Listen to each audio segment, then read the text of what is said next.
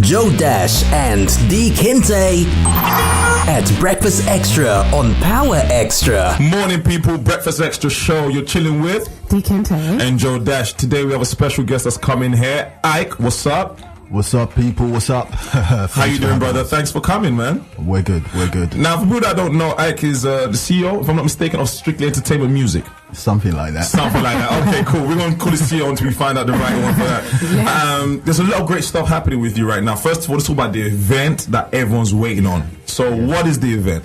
Wow. The event's called the Afrobeats Educational Roadshow, and in a nutshell, it's all about empowering the movement. Yes, we have great producers, we have great artists, we have great songwriters, we've got great promoters, but one thing we don't have in place right now is the business infrastructure. Right now, we're just bulldozing our way through. It's time now to be a bit more calculated. Let's understand the terrain. Let's look at how we can penetrate mainstream and beyond, and play a major role in music internationally. That's for sure. I mean, for people that don't know who Ike is, can you give us a breakdown of just your history in this business and where you're coming from, so people can get more acquainted with the man behind the music? Wow.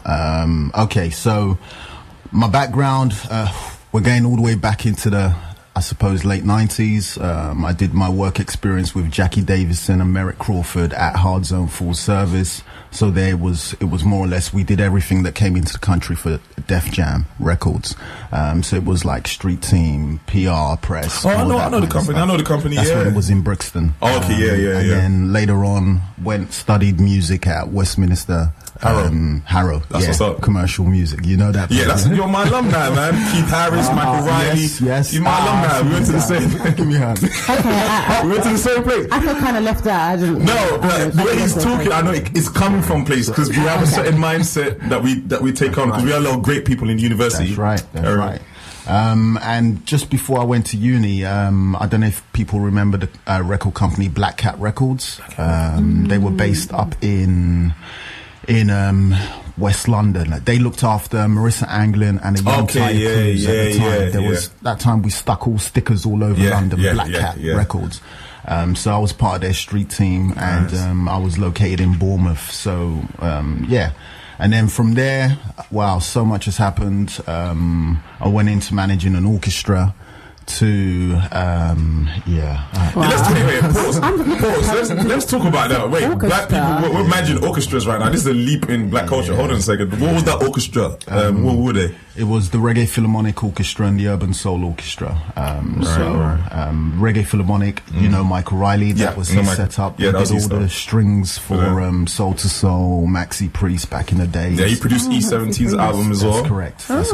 It's very inspirational. My neighbours E17. So when I left uni, kind of stumbled into that. The job came up and it was like, yo, you interested in doing this? I was like, the only thing I know about orchestra is violins and cellos, and he was like, that's good, that's a start. So jumped in and spent 2.5 years there. It was great. Went on, we did BBC Orchestras, the BBC Proms, BBC, the one they do at what's this place in Camden? Royal Albert Hall. Roundhouse. We did Royal Albert Hall, the Royal Festival Hall. We did a number of stuff with Take That, Mika, and a few others back in the days. And then after that, it got to a point where I was like, okay, this is great and everything, but I now need to decide, do I want to stick in this line of things, or do I want to kind of like switch it up and go where my heart is? My heart's always been with black music. Yeah. So I decided to take a U-turn and step back out, and popped out, and it was hit a downside, because it was like, okay, now what do I do? I spent the last 2 years plus working in this area and built all my contacts here. Now I've got to start quite literally all over again. So I did that, and we started doing club nights, a little bit of artist development, mentoring, and I kind of fell into music education. So then I ended up lecturing part-time for 5 years at Westminster and at City University in their music courses. So that was another kind of twist in my direction. What that gave me was, it gave me an understanding from an academic point of view. Aside from being educated myself, now I'm imparting knowledge onto the next generation onto the next generation. So I started learning about curriculums and lesson plans and marking and all these different types of things. And I just embraced the experience. Did that for 5 years, and then kind of started also doing tour management for Philip Harper, who does the Life Force band. Back then they used to do with Serious Music the Gift of Life concert at the Royal Albert Hall. Right. So I used to tour manage the the concert. And that's where I bumped into a friend, T from Black Grape. At that time he was managing Yolanda Brown, Governor B, Eddie Caddy, and he was like, yo, Ike, I've got this venue I'm opening up in West Green Road in Tottenham. Are you interested? I was like, why not? I mean, the rest of my career has been a roller coaster so far. So that's the business, though. That's the business. I jumped into that and just started learning how to manage a restaurant, a bar, and a music venue all at the same time. It was great because I suppose even with the owners of the company, they had never done this before. Me as the manager, I had never done it before. So we were just all a bunch of young, go-getting kind of entrepreneurs thinking we can make anything happen as long as you put your mind to it. And it was all about, one thing I loved about the Black Grape movement was it was about the brand. It was about showing new young black power in a completely different way in the UK in terms of ways you had never seen before. So when you would come down to West Green Road, we did all types of black food. But it was all about the presentation. You're still going to get the quantity. I love our quantity. But it was now about the presentation. So in the restaurant, you would have a grand piano. We would have artwork all over the wall. We would set the moods and everything. And we would have a lot of young cats coming down and wanting to spend money. It was a great time. And we also, next door in the music venue, we staged some audacious, creative, really outgoing events. And we did that for a while and it kind of came to an end. But, you know, whilst I was there, there were a lot of African artists who started coming into the country. And around this time, I'd already started thinking, where am I going? And they would come into the country, perform at the O2 or wherever, but they would come down to Black Grape to eat our food because they had heard about it, and T had a lot of contacts in that side of things. So I'd get talking with the artists and so how was your show? They were like, fine. I'm like, so you got paid? They're like, yep. I'm like, so you got your royalties then? And they're like, what royalties? I'm like, your performance royalties. And they're like, what's that? And I'm like, performance royalties, you know, when you perform on stage, aside from the promoter paying you, there are about 3, 4, 5 different types of royalties you should be getting. And they're like, huh? Hold on, what's that about? And so I started breaking it down to them, and they were like, no one has told us or ever presented this to us. You got their attention at that point, isn't it? I got their attention at that point. And, you know, this was all stuff I'd learned from, be it lecturing, managing the orchestra, to just working in other areas of the industry. So, and I used to handle all this stuff. So I just had a lot of people telling me, you should start something that enables artists to be able to tap into this. And that was the seed that kind of planted. I should jump back a bit. Whilst at university, I set up Strickly Entertainment Limited with a colleague called Gina Clark at the time. And then we were just about organizing events and doing PR and things like that. So that was kind of like the birth of Strickly Entertainment in early 2000s.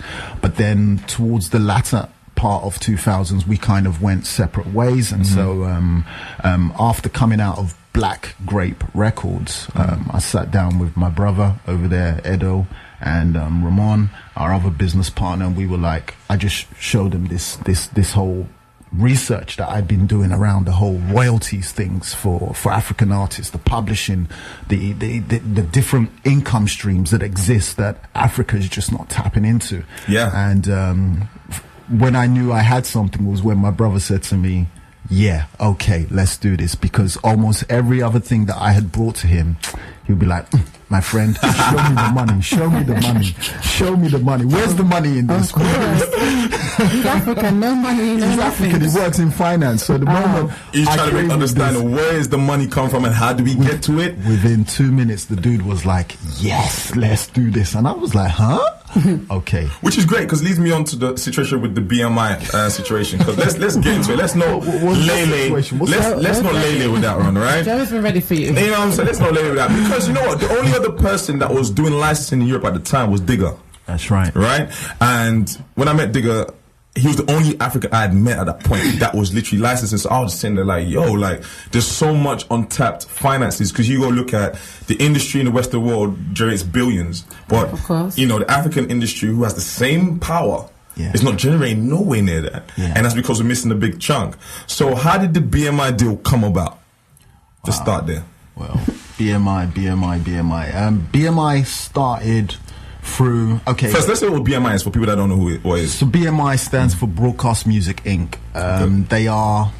They would say the largest collection society in the world. Some would say the second largest in the world. They are an American collection society. So the first society set up in America was called ASCAP. And ASCAP kind of looked after a lot of old school guys. The classical scene, those kind of artists, the rock, and things like that. BMI came about it was born to look after black music in a sense. They saw that a lot of black American music was being made and there wasn't anyone kind of like governing that and administering it. So that was, if you look at BMI's history, if you go on their website, you will see a lot of great black artists and a lot of new school black artists gravitate towards them just simply because of their history. So it made sense really for you and a company like that with that kind of history to just this synergy was just right there, and you kind of said that's right. So what does the deal mean for black music and Afrobeats in general from your standpoint of doing that? From our standpoint, it's very significant. What we're having a number of different conversations with BMI. We are exploring different ways of, first of all, it's about educating. Before you can really start making any kind of money, you have to be able to educate the scene, and that's simply because, unlike Western music, these Westerners doing music in this country, they're surrounded by the knowledge. It's almost everywhere there for them. You've got the Musicians Union, the Music Publishers Association, PPL. There's about 10 to 15 different types of bodies that exist. So as you're an artist coming up, as you're a Western artist coming up, these things are natural for you to tap into, and you probably through family and friends you learn about them as well. When it comes to black music, and in this case African music, we don't know about these things. All we know about is the money the promoter gives us, the endorsement deals, and cash in hand. That's how we roll. You show me my money. That's cash in hand. But do you think that's done deliberately? Because is it in the interest for for African musicians? They've been touring international. Two Face has been touring international from way back in the day. Banky W came from the West. They kind of knew about it, but do you think the information that we need as Africans and black people to kind of bring Afrobeats to a new level is being intentionally kept, or is it that we're just not searching? I would say, on a personal level, I'll say it's that we're not searching. Look, the bottom line is this. Gatekeepers will be gatekeepers. Gatekeepers already have their money that's coming in that makes them feel comfortable. They're making money from Tiny Temper, Adele, Stereophonics, Coldplay, etc., etc., etc. So they're not going to change a formula for some potential, maybe it might blow new wave form of music. It's just not going to happen. We have to come to the party just the same way grime did, just the same way UK soul did, UK garage. They went from being an underground movement to fixing up, as Dizzy Rascal said. Fix up, look sharp. It's time for us to fix up and look sharp. We need to understand the business, because guess what? A day is going to come when this whole Afrobeats thing will explode. And what we try and do with the roadshow... You reckon it hasn't exploded yet? Hell no. Forgive my language. No, it hasn't. Hell to the no. Sorry. What would be the mark point that we know that it's exploded? What will be the marking point? What are we referencing? I would say when we have a number of things happening, we need to have about a minimum of 5, maximum of about 10 artists in the official charts. I would also say at the same time. At the same time. You have to look at it as the charts is 100, official 100. Yeah. We need to have about 10 acts in that. Also, I would say we here in the UK, right now, we're still a scene. We need to be, I feel we're constantly fighting for recognition from Africa and more so from Nigeria. And for me, we work with Nigeria, we embrace Nigeria, but we do not need Nigeria to define us as African businesses. My parents, by giving me birth, define me. Britain also defines me. So I am British African or African British. I'm an amalgam. There you go. I'm an amalgamation of the two. Right. And so what that does for me is it puts me in a unique position. I need to be able to understand my unique positioning to then be able to tactically maneuver between interacting with Westerners and interacting with Africans. For sure. You mentioned the whole thing of Banky W going back to Nigeria and stuff like that, so they should know about the whole collections and things like that. And yes, they probably did. But you have to remember, by the time you go back into Africa, you're now surrounded by an industry that, no disrespect to it, 80% of it at that time, if not more, was built and running on intuition. So no infrastructure was in place. They might have had a few bodies and things like that, but no one was really paying attention to those things. So if you're a Western artist going back into Nigeria, or Western music business person going back into Nigeria or Africa, you have to adapt to the surroundings you're in. And that means, show me my money. Of course. Straight up. That means dealing with a Alaba market. That means the whole way the system runs over there. So you forget your practices that you're used to on the international stage. Now, we over here in the UK, we are placed in a very unique position, as I said before. We have an industry set up that them in Africa want. However, they in Africa have a financial backing or access to finance in a way that we over here want. So we have to ask ourselves, how do we now manipulate the situation? Brilliant. That's exactly the question of the year. How do we create that synergy between back home and here so the harmony can work better for everybody? So that's very true. PowerXtra in the morning. We're going to come back in just a second. I got a few questions we're going to ask Ike, because Ike's going to stick around. He's speaking on some very profound stuff. So for all you listeners out there that are artists, you need to have a notebook next to you, because it's about to get real. It just got real, people. You know what I'm saying? You're going to learn today. You're going to learn today. All right, that's what's up. So Breakfast Extra in the morning. We'll be back in a second. Joe Dash and D Kinte at Breakfast Extra on PowerXtra.co.uk. Good morning, Breakfast Extra. We're back on the show with our special guest. What's good, Peter? What was your cue? That was my cue. That was the cue. Was like, I was like, Deacon J. And we had some very, very, very informational discussion before about Afrobeats in the market. And this man I have right here is doing a lot. And far as I'm concerned, he's under my list of pioneers and forward thinking in the business side of things, because Afrobeats in general, we need to get our business up. So everyone that's forward thinking in terms of, working with licensing and royalties and everything else that's happening in the business. The question I wanted to kick off with before I unleash the Kinte is, what do you say to the people, the masses that say this is a phase, that Afrobeats is a phase? So watch this space. I mean, that's a ridiculous statement. It's a ridiculous statement. I love when people say it's a phase, because, the one example I give them is hip hop. Right. When hip hop started, hip hop had poor black America.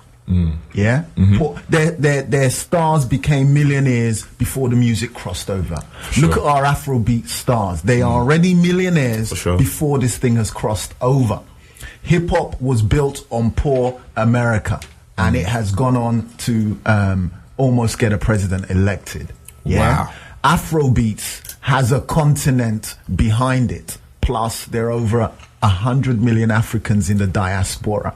That's aside from the Oyibo people and the Chinese people that financially endorse the brand. Is it Africa or Nigeria? This is the thing I have. Is it Africa or Nigeria? How do the people feel? I'm just leaning to you. What do you think, Kinta? That's one of my questions. Oh, there we go. Go on. So, yeah. Let them have it. Is it Africa because if you notice, you mentioned a lot about Nigeria, yeah. and Afrobeats has expanded. You got Ghanaian music. That's right. South Africans are mixing with Nigerians. Kenya, Timbuktu, or whatever. I don't know. So, is it just Nigeria or is it Africa as a whole? It's Africa as a whole. To think it's just Nigeria. Nigeria is just the spearhead. Yeah. Let's not. Let's call a spade a spade. One thing Nigeria is great from, before Afrobeats, look at football, look at anything else. Nigeria has always been, I don't know, there's something about us, our people. We've always spearheaded things, made things happen. And the moment we've broken the mold, then other African countries kind of follow suit. And okay, if that's a cross we are destined to wear until another African country comes forward and does something, then we just have to do us. But to think that Nigeria is the sole focus and the sole area of Afrobeats that would dominate is a very ignorant statement. Trust me, just the same way as we now have Afrobeats. Prior to that, it was grime. Prior to that, it was UK garage. There are other forms of black music coming through, and there are other great sounds from Africa coming through. Okay, what makes you pro Afrobeats? Like I said, there's other genres. There's funky house. They had soulful funky house, which sounded similar to Afrobeats, but just a bit more maybe up-tempo, upbeat. But you mentioned a lot about Afrobeats, and there's a lot of UK African artists that don't want to specialize in Afrobeats and want to do maybe like pop music or urban or whatever you want to call it. So are you marketed just to Afrobeats? Wow. Okay, so first and foremost, we as Strickly Entertainment, our company, the way we set it up was we wanted to represent artists or music of African heritage. Okay. But with strong emphasis on the Afrobeat scene. And that's simply because, when we were putting together the strategy for this, we had been attending a number of music conferences that happen around the globe. And our music is not, when I say our music, I'm talking African or Afrobeats music. It's not represented on the international stage. You know, you go to these conferences and whenever they talk about Africa, it's world music. And something like that really frustrates me, because if you look at what the Indians have done, they have now, if you go on the official charts, you will see a breakdown of Indian music, its presence, its contribution to British music. When you look at African music, it falls under black music. Do you understand what I'm saying? So for us, our main focus is on championing music of African heritage. So if we're going to sign anyone, all the artists we sign, you can be doing pop, you can be doing R&B, you can be doing hip hop, but if you are not African, we're not interested. And be that something that works for us or against us, where it's about being proud of who you are right now and championing your own. I'm not interested in conquering America, doing hip hop or grime or whatever. Those people that are doing that, they're doing that because they can relate to it and it has paved the way for them. I embrace those forms of music, but my passion and everything we stand for right now is new Black Africa, my people. Okay, new Black Africa. So would you say you're pro-black? Most definitely. Okay. Most definitely. I'm pro-black because it's who I am. It's my heritage. It's my identity. It's everything that makes me tick. It's my whole being. And to be pro anything else is to deny myself of who I am. Okay, so how do you think these Afrobeats artists, because I think a lot of Afrobeat artists try to be westernized rather than stick to being African. Like you interview some people and they're like, and then I'm like, no dude, speak the way you speak. Like what do you think about it? That's a good question about all these if I say wetting, I'm gonna come like, so wetting be that. I'm not gonna be like, so what is that? Because that is not representing me. So while these artists are trying to embrace being African, quote unquote, you're being very westernized. Ice Princes. It's like you're like, yo. American rappers. What do you think about that? That's a good question. What do you think about that? It works for them. Look, I say this. You have to remember a lot of people are influenced by a number of things. If you look at UK hip-hop back in the days, UK hip-hop had a struggle breaking through because back then everyone was trying to rap with an American accent. Sure. You were giving out stories that the average young British kid could not relate to. Grime broke that mold.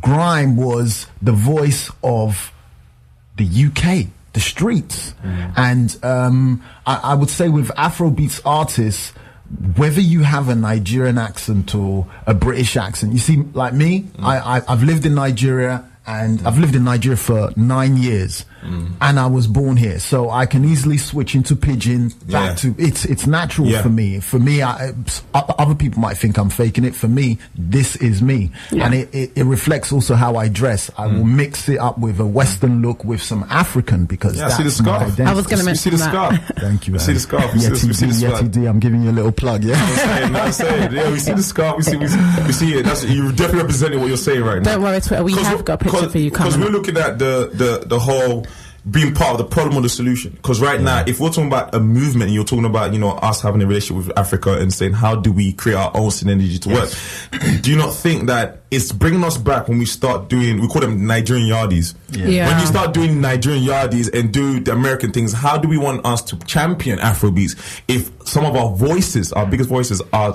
doing something else? How do we, where do we stand on that? What do we do about that? What do you think? Like, what are your views on it, based on like what you specialize in? Wow. I can only speak from Strickly Entertainment's point of view. Okay. Everyone has to look at themselves. All of us in this industry, you guys that are interviewing people, the bloggers, the radio stations, the press, whoever you are, we all have a role to play. And it's fair to say, yes, there are certain things that's going to create Twitter followers or media coverage, etc., the whole hype. But at the same time, we do need to look at the brand Africa that we're putting out. The brand Africa I represent is a African British brand. I cannot represent the brand Africa the way someone living in Africa would. Of course. Right. But why? Why? Because I'm not living there. And so that's why I'm saying that when we are setting up, when we set up as a business, it wasn't about, we try to create a situation where we are not competing with what's going on in Africa, and at the same time we're not competing with what's going on in the UK. Yes, there are one or two competitions and things like that, but it was about finding a unique position for yourself where you are contributing on both sides of the pond, where you become relevant as a voice, not just putting out music. If you check us as a movement right now, it's fair to say we haven't put out any music from within our stable.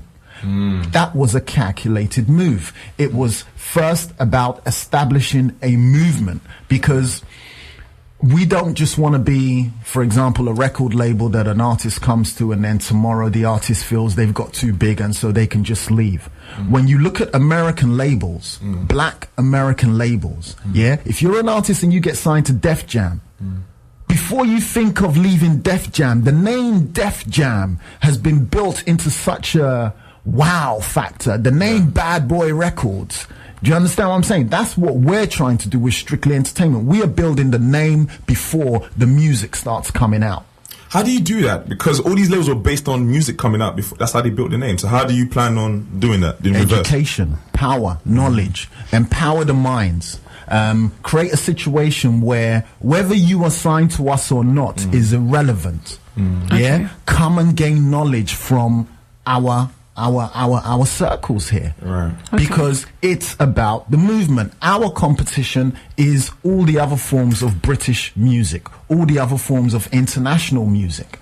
We need to understand that we are, as much as we are competing amongst ourselves, you might have Mologo, Dizzy and Comor or whoever competing to be Fuse, who's that #1 Afrobeat artist. We're competing against the Tiny Tempers, we're competing against the Wretch 32s, we're competing against the, what's the ginger kid who plays the guitar? Ed Sheeran. Ed Sheeran. We're competing against all those other forms of music. Right now, when the official charts releases their charts every Sunday, we have a very poor presence there. And until we are able to compete on the big stage, everything we're doing over here in the UK, it's just right now, we're just a little blip in the ocean. Maybe that's why they're calling us a phase. That's why they're calling us a phase. Giving them the ammo to speak on that. That's right. We need to empower ourselves. Okay, what is the mission statement for Strictly Entertainment? Strictly Entertainment Music. Plug in African music into the West. That's us. Okay, so you as an individual, take yourself out of your business.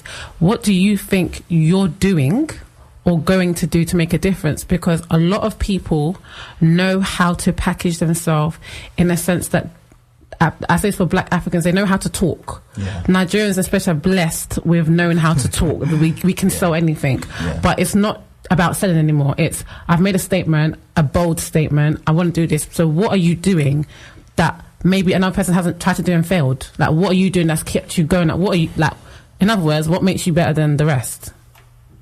I won't say what makes us better than the rest. I'll say what makes us have our own unique selling points. First of all, when we started this, we didn't just wake up and say, oh yeah, let's make this happen. This is a 5-year plan. We're currently in year 4. It was well thought out. You need to research what you're doing before you do it. In my opinion, it depends on the kind of level, the scale you're looking to drop this on. You also need to arm yourself with advisors, people that have made their names in this industry. So we have about 8 solid advisors who we report to, who have been guiding us almost since day dot. Michael Riley, who had success with the Reggae Philharmonic Orchestra, as well as Peter Andre and Mark Morrison. We've had Keith Harris advising us, Stevie Wonder's business manager. We've had Simon Aldridge from BMI advising us. We've had Anne Harrison, entertainment lawyer, advising us. She's the one that struck the one, I think back then it was 100 million deal for Robbie Williams when he left Take That. From EMI. For EMI. That's right. She crashed the company. That's right. That's right. She didn't have a bang. She put EMI in a very terrible position. That's right. She's our legal representative. So this is the backbone of what we are about. We have had to convince these people almost 4 years ago of this thing we are doing. And you can imagine taking our plan at that time. Think 4 years ago. D'banj hadn't even come out with Oliver Twist. We were nowhere. There was no Fuse ODG. There was nothing in terms of penetrating, making noise in Britain. So we were sitting down trying to pitch the African music industry to these cats, and they would send us back with questions. At this point, we were just trying to get them to endorse us, to enlighten us, to guide us. And we had to, for about a year, keep going back and forth, back and forth, back and forth, back and forth, till we got them sold. And once they were sold, that's when we knew we had our foundation. Off the back of this now, we are able to move into boardrooms of other types of music, mainstream music organizations, to sit down and to try and negotiate and force issues. So this is our backbone.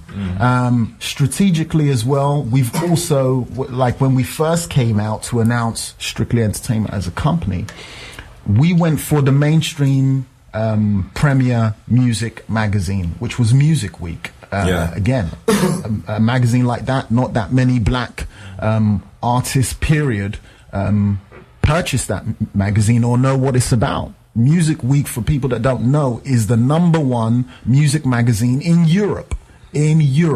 Yeah, it comes out every week. So the who's are in there. And this is from takeovers to appointments to... Have you had any Afrobeats in there? It's gradually coming in. Okay. And when we did it with them, we sat down with them and said, you guys have never done any kind of report on Africa. Let's do an African music report. So, and we financed that ourselves. We did an West African music report, and we pulled in a couple of big cats from Africa, Audu from Chocolate City, Obi at the time from Storm Records, Digger, we pulled Digger in, and Yemi from Afropop, and a few others, and we put together this report and published it and used that as the platform to announce ourselves. We weren't announcing ourselves to, if you want to call it, our African brothers and sisters. We were announcing ourselves to corporate Britain, the corporate music industry, those executives that don't come to the shows, that aren't interested, but they get this magazine come on their desk. So we wanted, when they flipped open that magazine on that particular day, they're going to see Afrobeats staring them in the face. And that's what's up. And it's all about planting that seed. So that's our strategy in terms of how we go about things. Okay, so do you believe that people from the Caribbean are initially from Africa? Most definitely. So would you be working with any Caribbean reggae dancehall type of artists, we've merging it? We've definitely already started conversations with some, not just Caribbean, with Latin as well. Okay. Anything that has that African connection, most definitely we embrace all of that and work with them. Okay, so what's next? Wow. Next. There's a number of things. Next. We're still negotiating some of them. We're still negotiating the next thing. Endo, what's next? No comment. I'm not loud. I mean, would you say are you guys in competition with like Kokoba and them for events? You think it's ever a competition? No. Where you work with Rockbar? Have you ever worked with Rockbar? We've had Rockbar on the very first roadshow, okay. So Rockbar supports what we're about and what we're doing. I don't look at us as competitors. We complement each other. They are pioneers in terms of what they've done, and a lot of us coming through now, we are building on the foundations that they've been set already. Those people like Rockbar, people like Abbas, people like Femi from Ben TV. Yeah. These are the people that laid the foundation. So anything you see us kind of doing as Strickly, we wouldn't have that platform if not for these people first making that kind of, creating that kind of opportunity. Okay, so tell us about the event. Unless you have another question. No, I just got a tweet that's coming basically, and from Ilarox. He said, we never become successful if we don't have successful thoughts in terms of how we think as black people. You think that's true? Most definitely. And that's why we mirror a lot of the things we do as a business on black American businesses.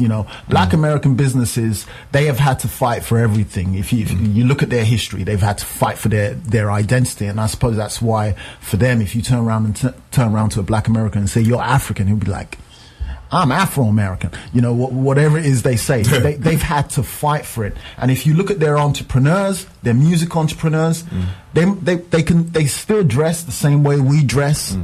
They can go into the boardroom with their pants hanging down and their teeth all gold teeth. But the difference is when it comes to speaking the money language with corporate America, they can speak it. So it's our mindset. We have to change the mindset of the African entrepreneurs to match the actual international scale. Yes. Right? It's not about changing how you dress, how you look. It's about changing Embrace your mind. that. Change your mind. Understand the language of money. Yeah. Once you are able to communicate the language of money and understand your bargaining power, then that's the universal language right there. It is. So when you think about the artist that's out here right now, who's doing it for you? Who's your top artist right now? Is really killing it? My top artist right now. I mean, I look at the new school acts that are coming through now. Who's up? I'm loving Marzi Chooks. Okay. It's a laid back flow, and one question I've always asked myself was, would we be able to find a kind of like a Banky W in the UK? Banky has established himself as, if you want to call it, the Mr. Lover of Afrobeats in Nigeria. He if you're looking to get married, if Valentine comes around, he's the guy for that. Yeah. He's the guy. And in the UK, it's all been about the energy, the high pumping kind of tunes. And so who's your UK act that you're looking at, Afrobeat wise? Marzi Chooks. He's a UK or Nigeria based? He's UK. Oh, UK based. Okay. Yeah. I think he's going to be at the roadshow, right? He's going to be at the roadshow. What's up, Marzi? That's what's up. What's the lineup? In fact, what's the lineup for the roadshow? For people that don't even know, because I'm looking forward to this, man. So the roadshow. It starts very, very early. We kick off at 11 o'clock. For those who don't know, it's at Ravensbourne University, and if you're like, where is that? Everyone knows where the O2 is. It's that big, massive silver building just on the right of the O2 as you're walking towards. Is that 11 black people time or Afrobeat time or English time? Let's conquer it. Which time is it? This is 11 o'clock UK time. DMT, yeah? So black people 8 o'clock, isn't it? Yeah. So yeah, you black DMT. people, It's 8 o'clock. 8 o'clock, innit? So let's act right, people. Let's act right, and was we're going. Now I was trying to talk about the roadshow. Yeah, man. What can we expect from the roadshow? Yeah, because it's the most anticipated event of the year, I'm guessing. The lineup looks kind of alright. Okay, so let's first come from the educational side of things. We kick off. With, we've got about 4 panels going on. We've got one creating your brand from sound to image. We've got some of the people on that. We've got Mo Musa, the video producer. Shout out to Mo. We've got Ozzy, music producer, who's going to be on that. Ozzy. We've got Ade, the vocal tutor. He's going to be on that. Again, a lot of our artists, when they're performing, their vocals are, no disrespect, but it's whack. Yeah. They are their own hype man. Let's not front. The track playing in its entirety in the background, and they're just walking up and down, and I don't know. And I'm like, I would never put those kind of artists. So when certain artists come up to me and say, Ike, can we be on the roadshow? And I turn around and say no. It's because you have to understand, I've come from managing orchestras, working with indie and rock acts. These guys give it 100% live, regardless of where they are performing. So when I have an Afrobeat act who is his own hype man, it ain't gonna happen. You ain't coming on the roadshow. Other things we have going on there, we're beaming in a new company from Nigeria, Silverlight Entertainment. 2 of their artists are going to be talking about breaking out in the Nigerian scene. Sweet. Why they chose Silverlight, who is Silverlight, who were the guys behind it. That's going to be interesting. We've got James Joseph. He's Nina Simone, the great Nina Simone's representative. Even though she's passed away, he kind of looks after her catalogs and things like that. And he's going to be doing a masterclass. He's also an entertainment lawyer and manager. So he'll be doing, for all of you budding managers or artists who are having managers approach you wanting to represent you, it's time to understand, if someone is representing you, what should you be looking for in that supposed manager? If you do have a manager, what are the qualities they should have? And if you are a manager yourself, what other skills do you need to have? Come down, sign up for James Joseph's masterclass.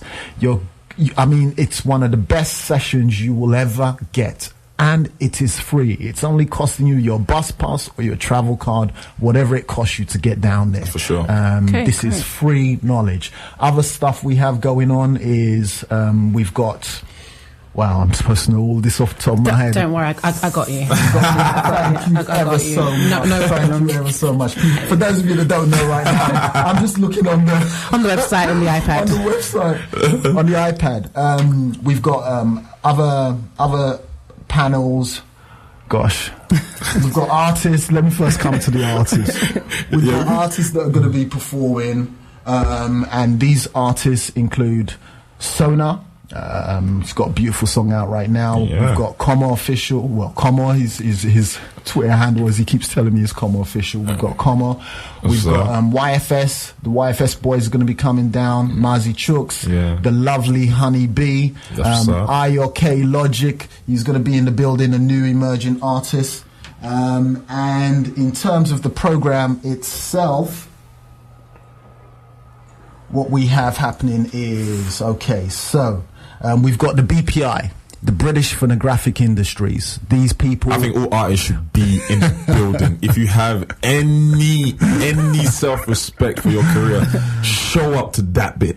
The BPI stands for the British Phonographic Industries. These people are the business in the UK. For those of you that don't know the BPI, they are the ones behind the UK official Top 100 charts. They are the ones behind the annual Brit Awards. They are coming down to talk to us about the BPI, the Brit Awards, and the official charts. it doesn't get any bigger than the BPI in terms of the music industry.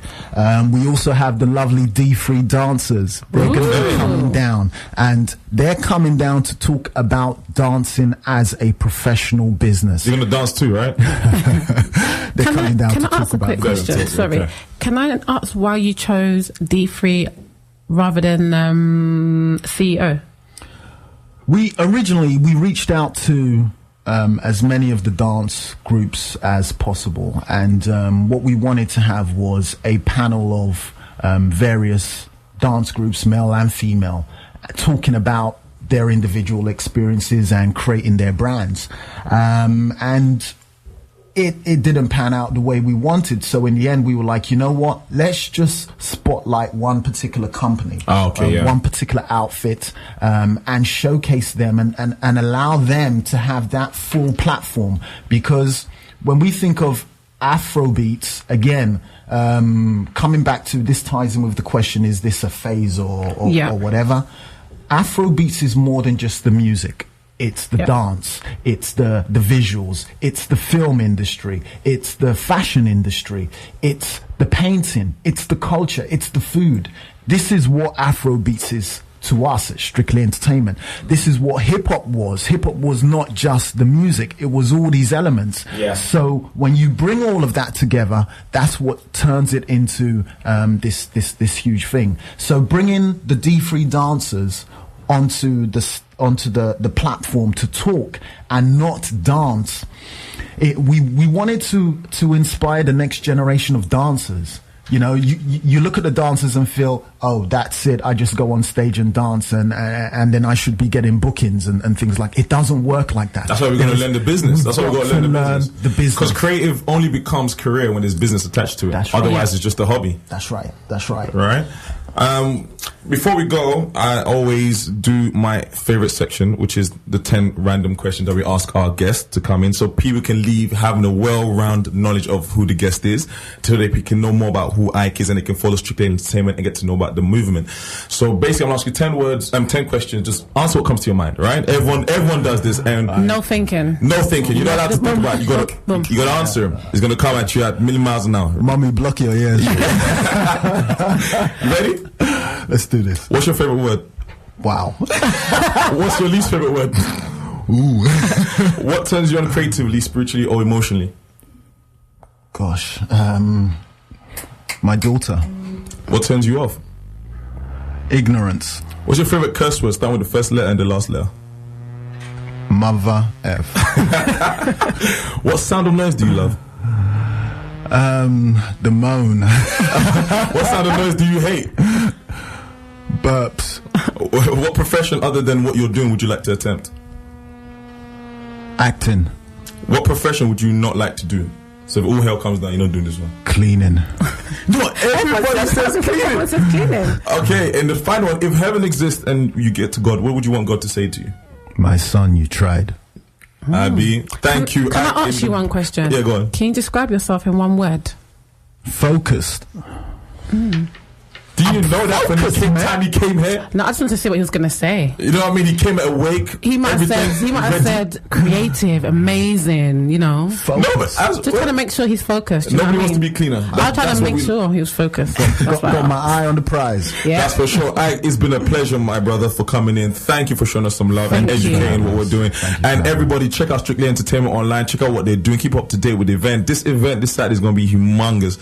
There's so much going on that there'll be time for you to twerk later, but in the meantime, check out the speakers that are coming down. This is huge. BPI and all these people coming down. If you value your career as an artist, it's very key that we show up to these moments, because these are the moments you're talking about in terms of that make the movement what it's supposed to be. Yeah. So let's show up and act like we have some sense, people. Let's show some love. Come through, learn as much as possible, ask questions, be a part of the day. It's going to be a day of celebration. We're celebrating Black movement in the most creative, positive form we can. So I thank you for coming. Thanks for being here, and we will see you at the show. Yeah, make sure you don't give us no shade in that. Like you know our faces now. Yeah, you know our faces now. You know we're gonna make noise. You heard the boss voice from outside.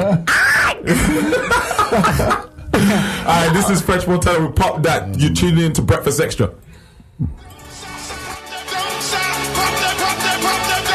that Put you twerking, bounce that young pop. Champagne, they know the face and they know the name. Drop that